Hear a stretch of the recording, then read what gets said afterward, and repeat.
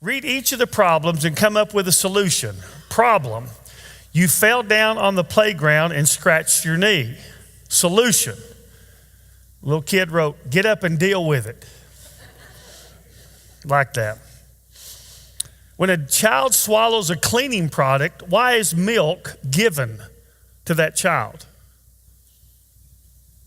Little kid answered, to make them happy before they die.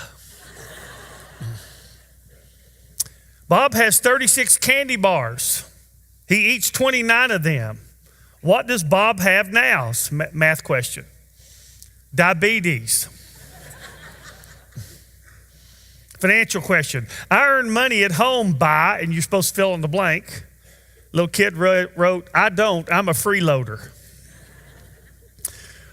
History question. What ended in 1896?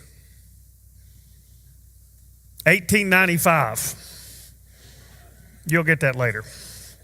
Where was the American Declaration of Independence signed? Little kid wrote, at the bottom. Imagine you lived at the same time as Abraham Lincoln. What would you say to him or ask him? I'd tell him never to go to a play, ever. Remember, he got killed at a play. Geometry question. Name the quadrilateral. So then it has these pictures of shapes like square, rectangle, rhombus, parallelogram. And so there's a line under it, they're supposed to name them all. And so this kid names them. Bob, Sam, Kate, Harry. Name 6 animals. This is an animal question, a science question. Name 6 animals that live specifically in the Arctic. He said 2 polar bears and 4 seals. Now we got a photo of this one. Draw a plant cell and identify its most important parts. So they drew a plant, a flower, in a jail cell, and there's no windows and there's iron bars. Those are the most important parts. The first cells were probably what? Kid wrote lonely. Marcus is the strongest kid in the 2nd grade. He used to lift 12 pounds. Now he can lift 97 pounds. How much more can he lift now? The kid wrote, Marcus is on steroids. Cause and effect. Cause. Tony practices piano for 20 minutes every day.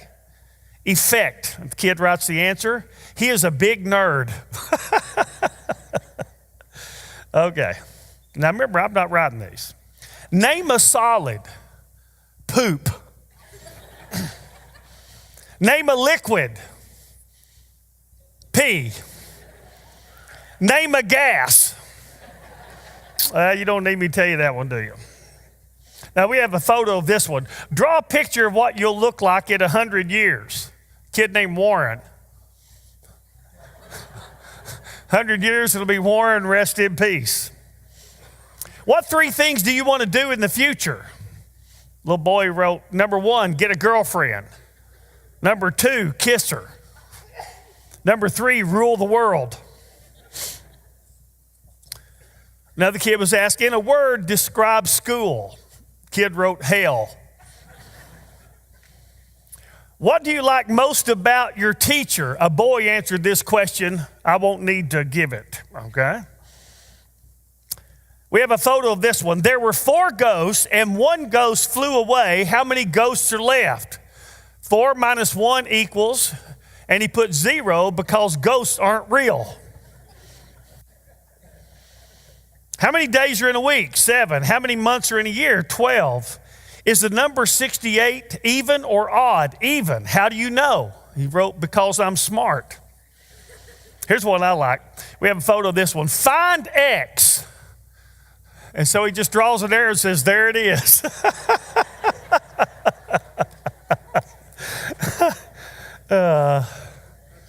And here's the last one. And this must have been high school or something, at least. The water of the Earth's oceans stores lots of heat. An engineer designed an ocean liner that would extract heat from the ocean's waters at TH equals 10 degrees Celsius and reject heat to the atmosphere at TI equals 20 degrees Celsius. He thought he had a good idea, but his boss fired him. Explain. The guy wrote, because he slept with his boss's wife. So obviously, a pretty genius idea. So how did he lose his job? Well, anyway, there's some funny things. I read those other night late and just cracked up and thought you would enjoy them as we were talking about, once again, about biblical parenting this morning. Children come into this world knowing nothing. Someone will teach them almost everything they do. This is why they're little and the parents are big and hopefully have learned some things throughout their lives. Who the parents are and how they live their lives is the most important ingredient in a child's development. What you say is important, but not nearly as important as what you do and who you are. It's important to have your kids in a good church, but no church will ever be a substitute for good parenting. If you're an adult with kids looking for a church, you shouldn't pick the one with the best program for your kids. You should pick the one that will be best for your own personal, emotional, and spiritual growth. Why? Because it's not the church that's going to influence your kids the most, it's you. And so you ought to be doing what makes you the best you, because then you're giving the kids the best thing they can get. Parenting, like most other areas of life, requires planning. And failing to plan is almost the same as planning to fail. How children turn out is almost never an accident. Children tend to become who they're raised to be. The tricky thing is this: they tend to learn more from what they see than from what they're told. Words are very important. Actions are even more important. Good parenting, like all good planning, begins with the end in mind. Talked about this a little bit a couple of weeks ago, or was it last week? 2 weeks ago. What do we want? Who do we want this child to become? What are the character qualities that I want this child to embrace and embody? So today's lesson is on 15 things that Betsy and I wanted to teach, model, and impart to our children. We're now in the process of doing this with 4 grandchildren.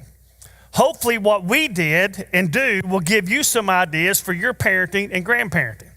So we've got a couple of new families in the church, the Masons and the Oaks with new babies. And the Kings have about a 9-month-old now. So what do you do with that child? You start right down, you say, what kind of person do I want this child to be? And you write it out, you make a list. And then you say, okay, I want him to be this. What kind of things will help them become that? And what are the kind of things that'll fight against them ever being that kind of person? And so you begin with a plan. You have a strategy. And you don't necessarily have to have it written down. You know, Betsy and I never wrote these things down, but we always had them in mind, always. So let's talk about teaching children character. And I want to use the same passage I used a couple of weeks ago in Deuteronomy 6:5-7. God said to Moses, you're to love the Lord your God with all your heart, with all your soul, with all your might. These words I'm teaching and command you today, it's just God's told Moses, he's telling the people of Israel. These words I'm teaching and command you today shall be on your heart. You shall teach them diligently to your sons and shall walk with them when you sit down in your house and when you walk by the way and when you lie down and when you rise up. In other words, he's saying all the time you're teaching. Here's how you train your kids. You do it all the time.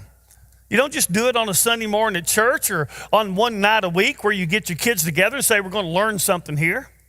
You know, some people have family devotions. Betsy and I never did that. We never sat our kids down and said, let's learn this right now or this Bible verse. But what we did was forever take every circumstance we could and bring something to bear on it about God and their character and who they were becoming. So I've come up with 15. This is not an exhaustive list, but it'll help you, give you some ideas for you to make your own list. The first thing, and most of these are words, but some of them would be phrases. The first thing, if you want to teach your children character, you got to teach them obedience. Obedience. They got to learn how to obey. Hebrews 12:6-11 says, those whom the Lord loves, he disciplines. It's not, and then goes on in verse 7, it is for discipline that you endure. God deals with you as sons. For what son is there whom his father does not discipline? Now today there's a lot of those, but back in those days there weren't. But if you're without discipline, of which all have become partakers, then you're illegitimate children and not sons. In other words, God says, if you get out of line and stay out of line and I don't correct you, it's because you're not mine. Because any good father who loves his kid is going to correct his kid because he loves him and doesn't want him to hurt himself in the future. He said, we had earthly fathers to discipline us and we respected them. Shall we not much rather be subject to the Father of spirits and live? For they, the earthly fathers, disciplined us for a short time as seemed best to them. That's all we can do. Do we always get it right? No, probably none of us ever have. But we do the best we do. They did what seemed right to them. But he, it says, disciplines us for our good. He always gets it right so that we may share his holiness. All discipline for the moment seems not to be joyful but sorrowful, yet to those who have been trained by it, afterwards it yields the peaceful fruit of righteousness. So you've got to teach children to obey. And the tools of doing that change.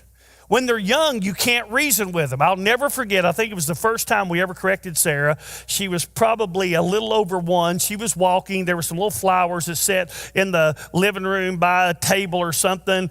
And she went over there and we said, Sarah, don't touch that. And she touched it. Don't touch that. And she touched it again. And then we told her, she may be a little older than that, maybe a year and a half. If you touch that, we're going to spank you. And we'd never spanked her before. Of course, she didn't know what that meant. But anyway, she's just looking at us, just like this. You ever had this one? And touches it again. And Betsy went over and just popped her on the hand, about that hard right there. And boy, she just fell apart. And we fell apart. And that's where it started. Now, with a small kid, you have to spank him. I know of a true story.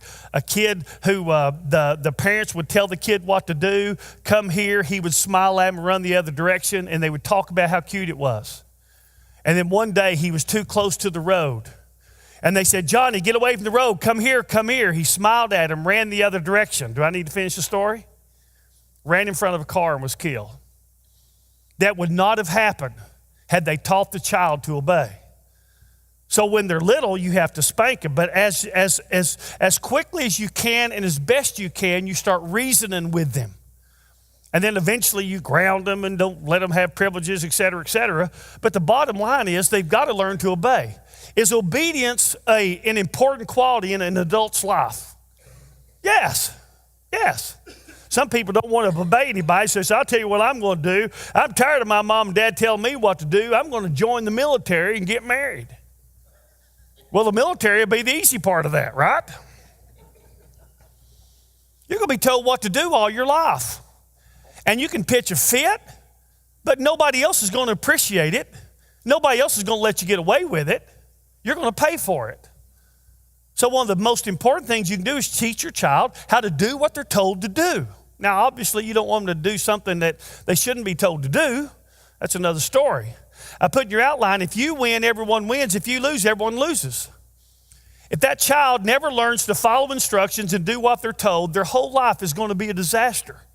They're going to be bringing pain upon themselves, and they're going to be bringing pain upon you. They're going to be bringing pain upon everybody who cares about them. God will never get the kid or the man he was supposed to get, or the woman he was supposed to get. Everybody loses if the child doesn't learn to do what they're told to do. So obedience is one. Number 2 is honesty. Honesty. Titus 1:2 says, God who cannot lie. Hebrews 6:18 says, it is impossible for God to lie. Psalm 31:5 says that God is the God of truth. John 8:44 says that the devil is the father of lies. He's been a father from the beginning. And Revelation 21:8 says that all liars, all of them, will not be in heaven. They're headed for the lake of fire.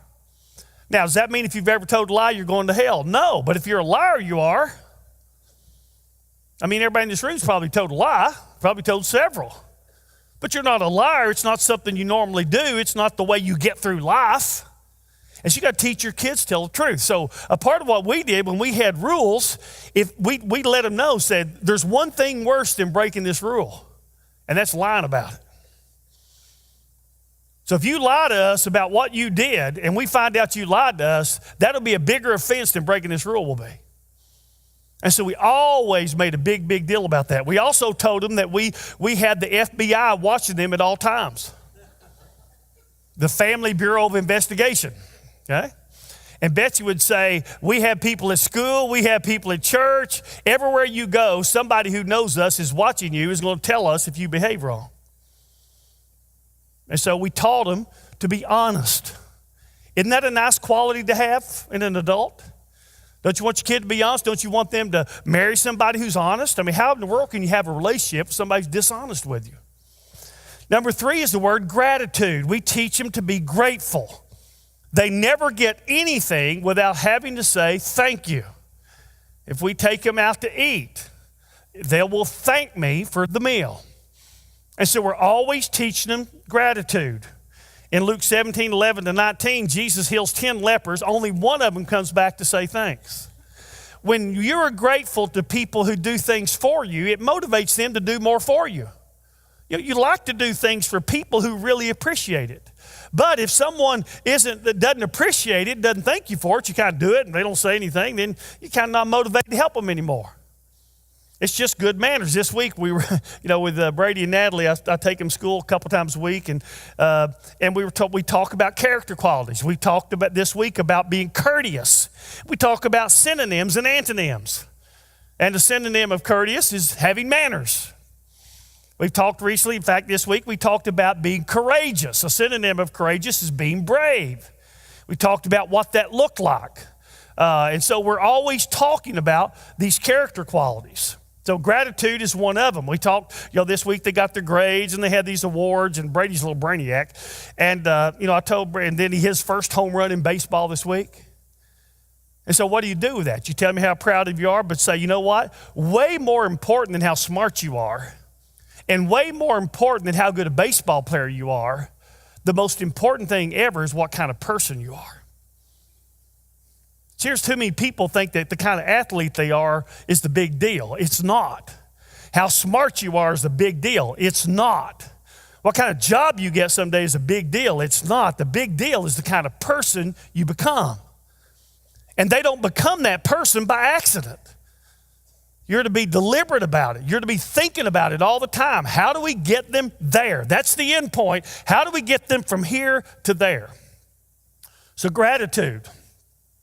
So every time something happens, what do you say? Somebody opens the door for you. What do you say? Thank you. Number 4 is the word kindness. Kindness, we want them to be kind. So talk about this quite a bit. Talk about mean people versus kind people. Talk about the fact that how people treat you it shows you what kind of person they are. But how you treat people shows others what kind of person you are.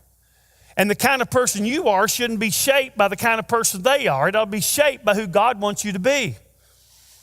In Luke 6:35, Jesus says, love your enemies, do good, your reward will be great, and you'll be sons of the Most High. And then he tells you how to be a son of the Most High, to be like him, for he himself is kind to ungrateful and evil men. So you teach them to do that. If somebody's mean to you, it doesn't mean you should be mean back to them. Now, if somebody's trying to hurt you, you should protect yourself. But if someone's just being mean and unkind, that just shows what a jerk they are. So you don't become like them and join them in that kind of character. You stand above them and give back kindness. Now, some of you have been in this church a long time, and you've seen me do this for 33 and a half years to people who were incredibly unkind to me, who've done all kinds of stuff to me, and you've never seen me treat them poorly, not once, not once. So kindness. Number 5 is compassion. Compassion. If you get a concordance and look up the word compassion, it says over and over, Jesus had compassion. He sees them, they're lost sheep, he has compassion. They're hungry, he has compassion. Someone's hurting, he has compassion. In Colossians 3:12, Paul says, put on a heart of compassion. In James 5:11, the Lord is full of compassion. A great compassion story is the Good Samaritan. This guy gets hurt, and all these priests and everybody else comes by, people who should have helped him, but they had no compassion. So they didn't care that he was hurting and laying there. They had busy things, that they were busy. They had things to do, places to go, people to see. And so they just walked right by this hurting person. But then this Samaritan came by, this half-breed, half-Jew, half-Greek, hated by both. but he had compassion. And so Jesus puts a story about it in the Bible. He stopped, he cared, he helped. We've taught our kids to have compassion. I'll never forget this. In the first grade, Sarah was in school with a girl who had a colostomy. First grade. Now just imagine that. And Sarah was the only kid in that school who knew she had it. Only kid. And she trusted Sarah with that. You know why? Because Sarah was compassionate and cared about her. And she wasn't embarrassed for Sarah to know. Compassion.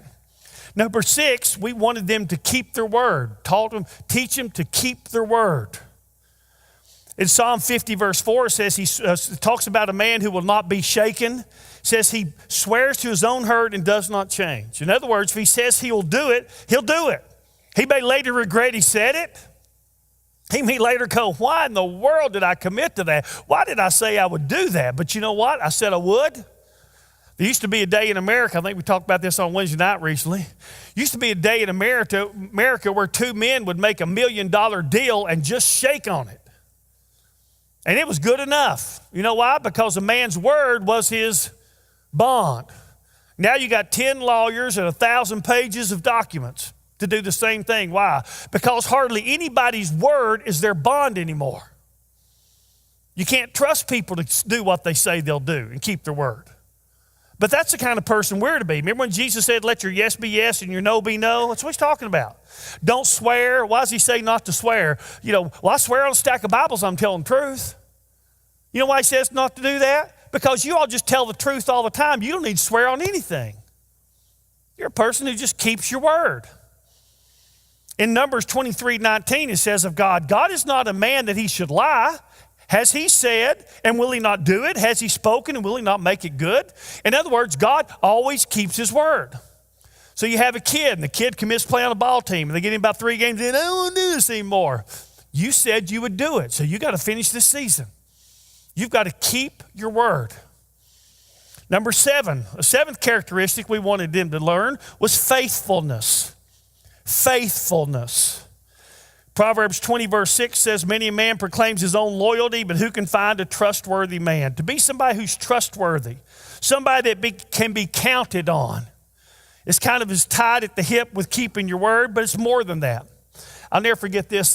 Both our kids, Sarah was at Carson Newman. Emily was at Gibbs, but she had enough credit. She just went half a day her senior year, and then she'd go to work at Walgreens down on Broadway there across from Ballou Drugs. Shop at Ballou, okay? Help send my kids to college, grandkids college. But she worked at the Walgreens, and Sarah got in this management internship thing there. They both worked there, and I don't remember who the manager was at the time. But eventually they both quit, and the manager cried both times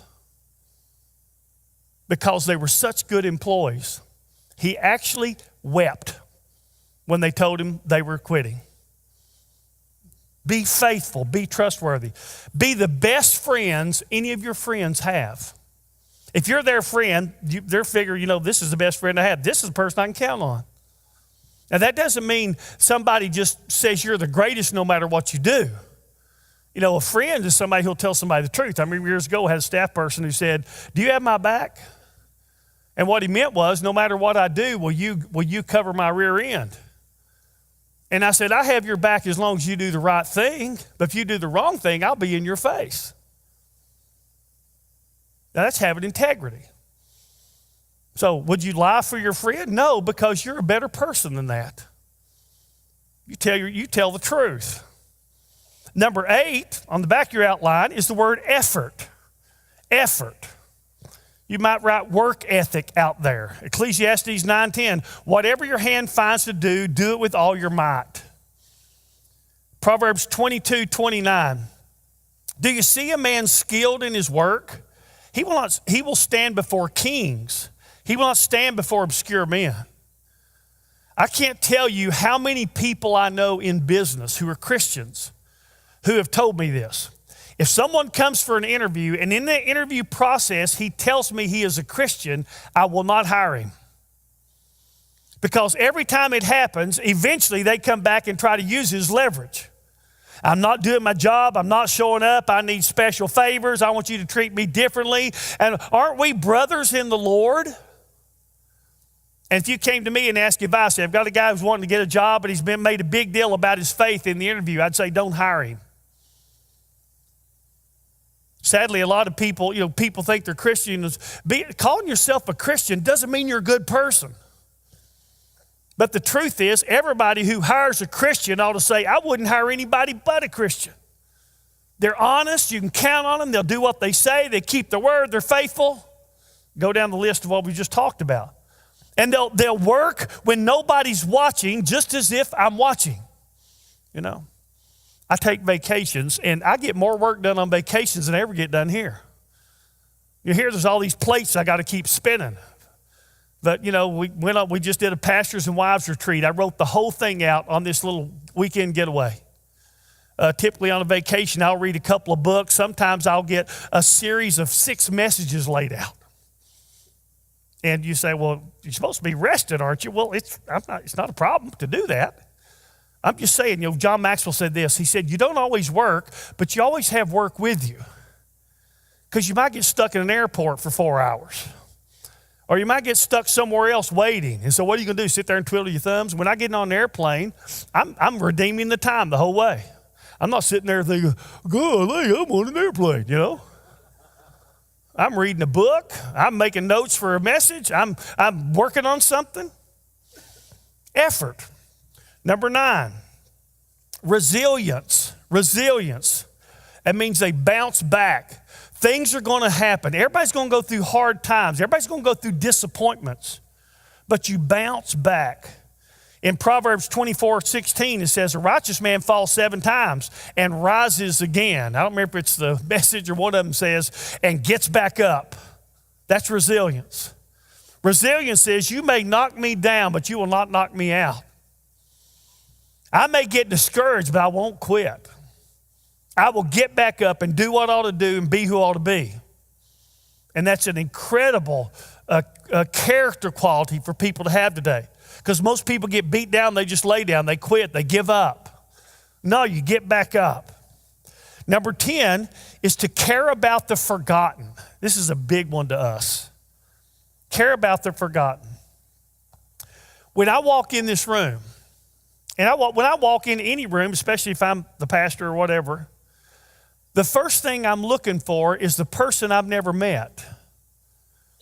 And especially the person who might be sitting by themselves and doesn't know anybody and nobody's talking to them.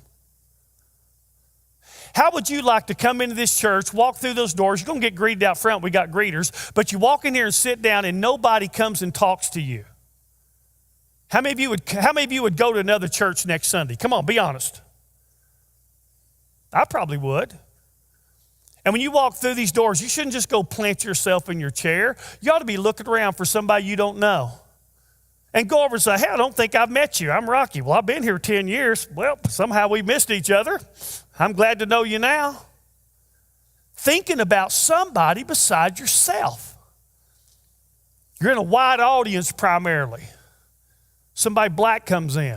Everybody in this room ought to shake their hand and talk to them. Everybody. You ought to knock yourself down to get to them. Somebody walks in here and they're a little smelly and they're dressed very poorly. You know what we typically do? We ignore them. You know what you ought to do? Everybody in this room ought to go to them. Everybody ought to say, hey, I don't think I met you. Is this your first time here? We're glad you're here today. We had a guy years ago came in, he was tattooed. His whole face was tattooed. I guess his whole body was. And I tell you what, I was so proud of how our church treated this guy. Everybody just loved him, and it was just amazing. It was really cool on that one. That's what I'm talking about. You see somebody handicapped in some way, somebody with special needs, and I always catch their eye. I'll almost always say something to them. You know why? Because they're invisible. Their mom or dad is pushing them through a mall of crowded people, and they're invisible. Nobody wants to look at them. And I'm going to catch their eye, and I'm going to say, how are you doing today? I'm going to talk to them, to care for the forgotten. In Romans 12:16 says, be of the same mind toward one another. Do not be haughty in mind, but associate with the lowly. Do not be wise in your own estimation. In either our first or second Christmas party we ever did, we were in Lee County, Virginia. Emily was probably an early teen, maybe 12 or something, maybe younger than that. And a family came in with a Down syndrome baby. And of course, they were going to have to carry this baby around the whole time. And I immediately said, I know what we're going to do with that. I'm going to give that child to Emily. And that whole day, Emily carried that little Down syndrome baby around and loved on it. That's what we want to teach our kids. Not, ooh, oh, I don't want to do that. I want to go play. We want to teach them to care, actually care about people. And they do. Number 11, do the right thing. You teach him to do the right thing. Psalm 15 again, verse 2, he walks in integrity and he works righteousness. He does the right thing. Micah 2:8, what does the Lord require of you but to do justice? Underline that, do justice, do the right thing, and to love kindness and to walk humbly with your God. So you're to do the right thing, even when other people aren't doing the right thing. Even when other people aren't doing the right thing to you, you do the right thing. Number 12, we want to teach them to pay now and play later. Pay now and play later. Galatians 6:7 says, do not be deceived, which means that we are. For whatever a man sows, this he will also reap. You know what? Our lives turn out about like they should. The choices we make and the things we do lead to the life we have. We don't get there by accident. And so we reap what we sow. So what are you going to, if you want to change what you're sowing, you got to change what you're reaping. And so we've taught our kids all along, you work hard now, you can play later. If you pay a price now, you'll get the benefit later. You know, John Maxwell used to say, the later you pay, the more it costs you. See, if you wait till 50 to go back to college, instead of going when you're 18, it'll cost you a lot more. You pay on the front end and you get the benefit on the back end. And there's distance in between. Number 13, to live a morally exceptional life. Morally exceptional life. I told you 2 weeks ago, Betsy and I decided we would never model any behavior that if our children did it, it could get them into any kind of trouble. So we would model no addictive, nothing that could possibly addict you would be a part of our lifestyle. That's one example. But we would model, if our children someday did the wrong thing, they wouldn't get it from us. We would have grief, but we would not have guilt. Because a lot of parents have both. Because they've learned what they've done that's got them into trouble, frankly, they picked up from mom and dad. So we taught them to live. And so here's some questions I put in your outline. Ask not if you can, but if you should. Ask not if it's okay, but is it best? Ask not if I can get away with this, but is this the best thing I can do for myself, and is it the best thing I can do to give to others? Ask not who's doing it. Well, who's doing it? But does Jesus want me to do it? 1 Peter 1:15, like the Holy One who called you, be holy yourselves in all your behavior. Live a morally exceptional life. And let me tell you, if you choose to live one, it's going to be lonely. If you're going to be the person God wants you to be, if you're going to rise to the level of living God wants you to live to, it's primarily going to be a lonely life. You better be able to walk alone because your friends aren't going to be doing that. You know, some of you kids are in high school and you're in the youth group and everybody just seems to be the same. I'm telling you, in 15 years, you won't recognize some of those people. They will be nothing like what you think they are now because they're not going to live this kind of life. Number 14, live above your critics. Live above your critics. I've had to do this for 13 or 33 and a half years here at Corryton. Since I've been here, I've been lied about more. The church has been lied about. You know, I'm a dictator, I'm a micromanager, I'm a cult leader. If you miss church on Sunday, I'll come to your house and get you tithe on Monday. If you join the church, you got to give us your W-2 and your last year's income tax return.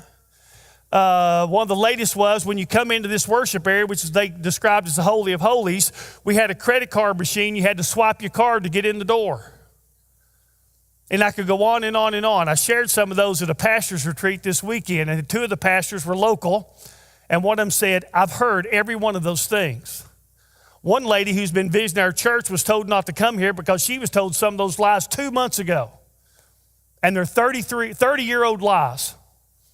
But you know what? Some people don't care if anything's the truth as long as it gets them their desired end. So what do you do with all that? You just live above it. Just live above it. You just keep doing the right thing. You keep being the person you ought to be. And people who have any smarts at all, one day will figure it out. They'll figure it out. In fact, how many of you has somebody from another church or somebody outside our church told you any of those lies? Come on, raise your hand. Look at all these hands. Now here, I will tell you what to do with that person. I would look them dead in the eye and think, you must think I'm a moron. Because only a moron would go to a church like that. You must think I'm a moron. You rise above. Look what it says in Romans 12, 17, 18, 19, 21. Never pay back evil for evil to anyone. Now, I'll tell you what, that takes character. If possible, so far as it depends on you, be at peace with all men, including trying to be at peace with the people who are hurting you. That takes character. Never take your own revenge, beloved, but leave room for the wrath of God. That takes character because you want to pay him back. And then verse 21 sums it up. Do not be overcome by evil, but overcome evil with good. Don't let evil dictate who you're going to be and how you're going to act. You let good do that. And so that's part of what we've had to teach our kids. I've got one right now having to learn and live this as we speak. Number 15, live by wisdom. Live by wisdom. Use your brain. Think things through, just like we're saying, okay, here's the end. That's where we're trying to get you. When you're thinking about doing something, don't think about what will this benefit me right now, but how will this play out in the future? Don't you wish Adam and Eve would have done that?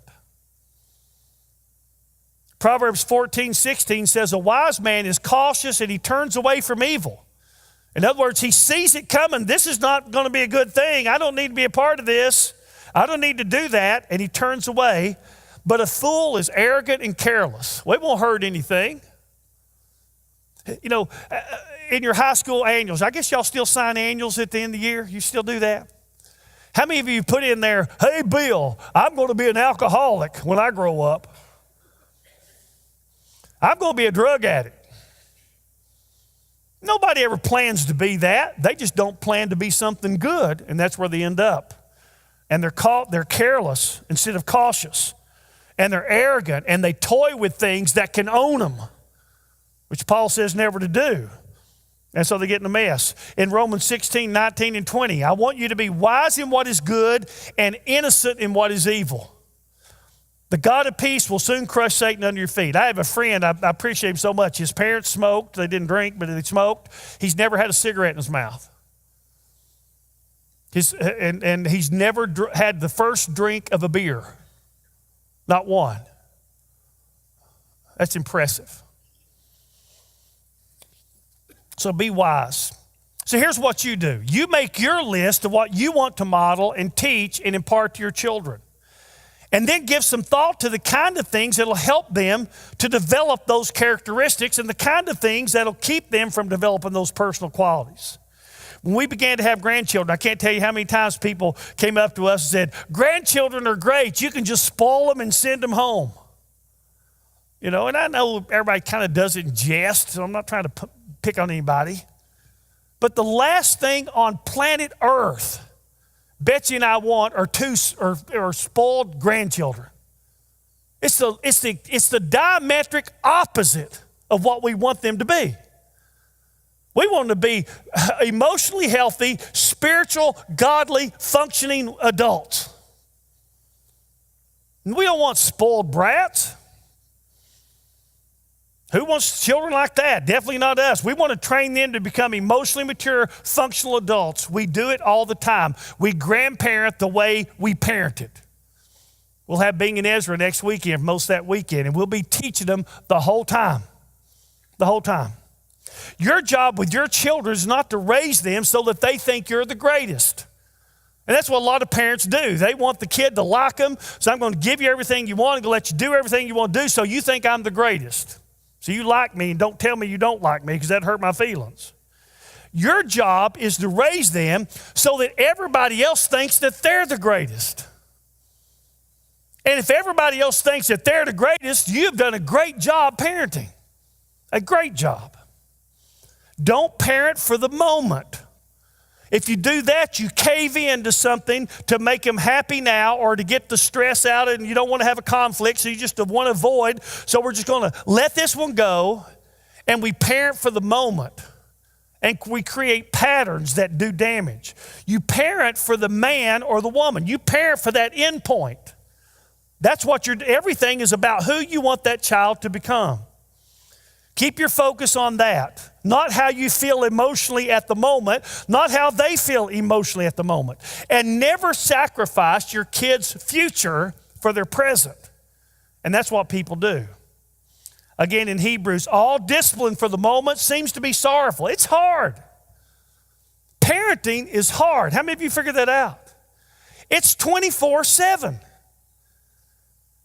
And it's one of the hardest things you'll ever do in your life. You get this little baby go, ooh, this is fun. You have no idea what this is going to play out as. And it's a fight to the finish. With good kids, it's a fight to the finish. Never sacrifice your kids' future, who they ought to become, for their present. All discipline for the moment seems to be sorrowful. It is. But afterwards it yields the peaceful fruit of the righteousness. All this work, all this effort, all these conflicts and all the rest to try to build these character qualities, that's no fun. I'm telling you, it is not fun. But I tell you what, when that person becomes the person God made them to be, that is incredibly fun.